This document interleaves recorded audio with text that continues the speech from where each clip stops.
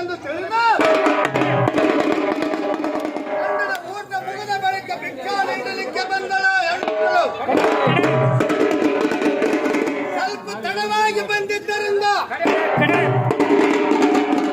ಕೌತುಕ ಏನು ಮಾಡಿದ ಮತ್ತೆ ದುರುದುರುನೆ ನೋಡ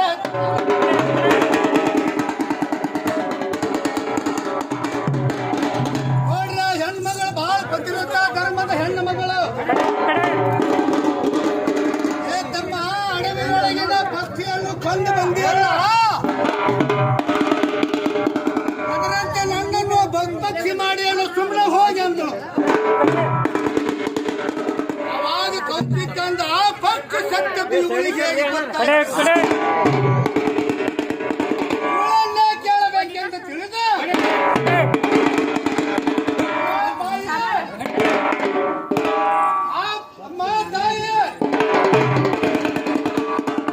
ಆ ಪಕ್ಷಿ ಸತ್ತದ್ದು ನಿನಗೆ ಹೇಗೆ ಗೊತ್ತಾಯ್ತು ಅಂತ ಕೇಳಿದ್ರು. ಅವಾಗ ಹೆಣ್ಮಗಳು ಹೇಳಿದಳು, ನನ್ನ ಪತಿವ್ರತ ಧರ್ಮದ ಪ್ರಭಾವದಿಂದ ನಾನು ನನ್ನ ಗಂಡನಿಗೆ ಊಟಕ್ಕೆ ನೀಡುತ್ತಿದ್ದೆ. ಆದರೆ ಯತಿ ಸೇವೆಗಿಂತ ಪತಿ ಸೇವೆ ಗಾಢವೆಂದು ತಿಳಿದು ನೀಡಕ್ಕೆ ಬಂದರೆ ನೀನು ದುರುದುರನ ನೋಡಿದೆಯಲ್ಲ,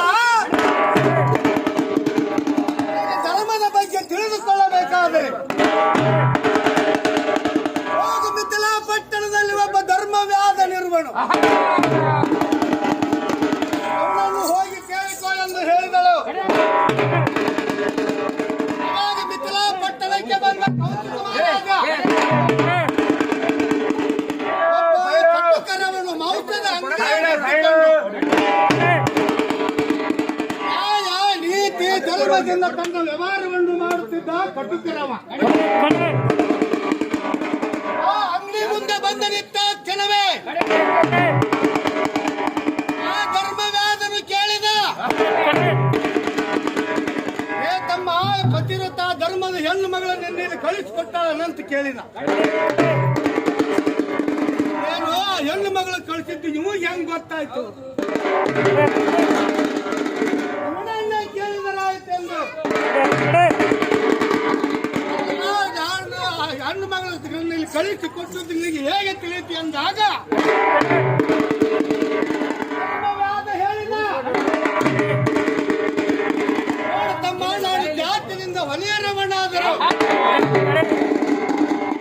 ನ್ಯಾಯ ನೀತಿ ಧರ್ಮದಿಂದ ನಾನು ವ್ಯವಹಾರವನ್ನು ಮಾಡುವೆನು. ಈ ವ್ಯವಹಾರ ಮಾಡಿ ಬಂದಂತ ಲಾಭದಲ್ಲಿ ನನ್ನ ಹೆಂಡ್ರ ಮಕ್ಕಳ ಸಂರಕ್ಷಣೆ ಮಾಡುವೆನು. ನನ್ನ ಮುಪ್ಪಿನ ತಂದೆ ತಾಯಿಗಳನ್ನು ಜೋಪಾನ ಮಾಡುವೆನು. ತಮ್ಮ ನಿನಗೆ ಧರ್ಮದ ಬಗ್ಗೆ ತಿಳಿದುಕೊಳ್ಳಬೇಕಾದ್ರೆ ಇನ್ನೊಂದು ಮಾತು ಹೇಳ್ತೇನೆ, ಕೇಳಿಕೋ. ಪುತ್ರನಾದ ಮೇಲೆ ಎಂದು ಸುಳ್ಳು ಹೇಳಬಾರದು.